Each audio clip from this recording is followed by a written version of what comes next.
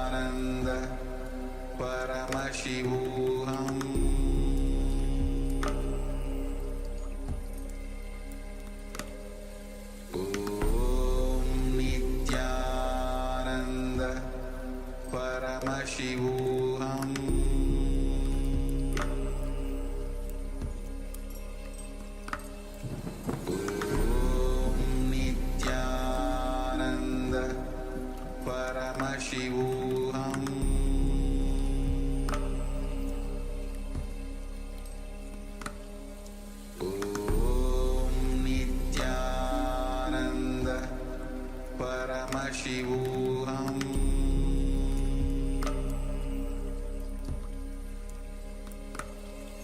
Om Nithyananda Paramashivoham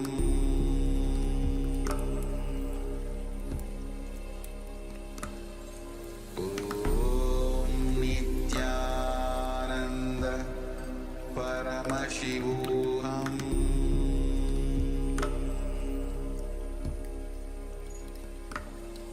Om Nithyananda Paramashivoham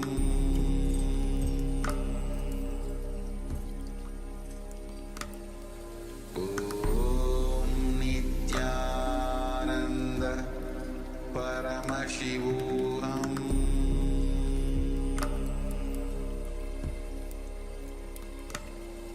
Om Nithyananda Paramashivoham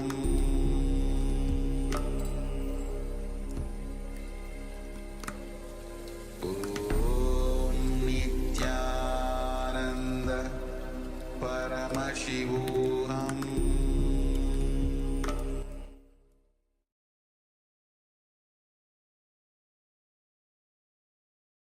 Now you can relax and let us know when you scanned your friend and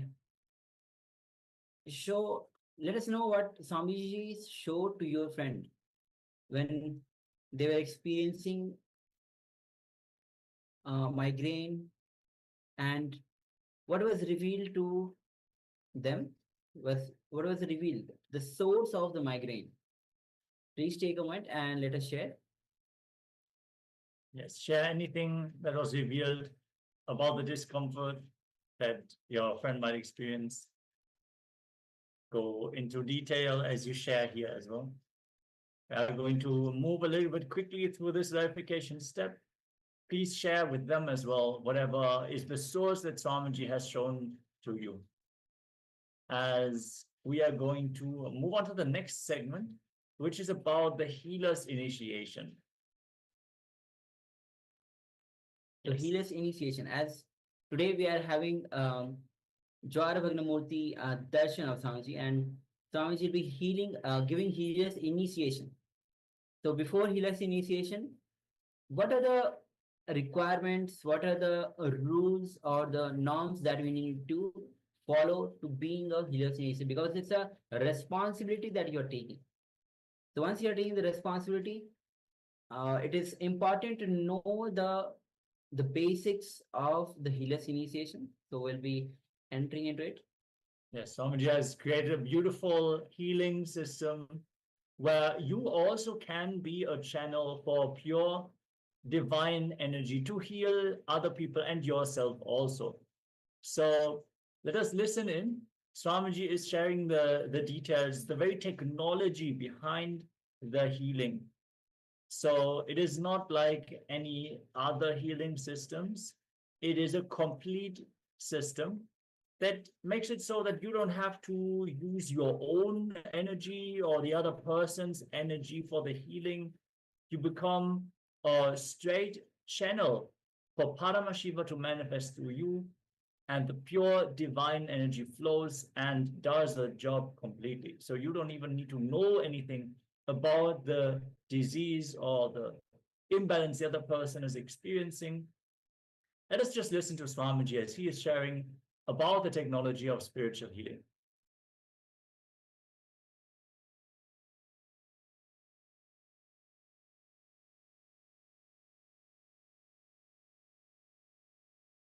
In our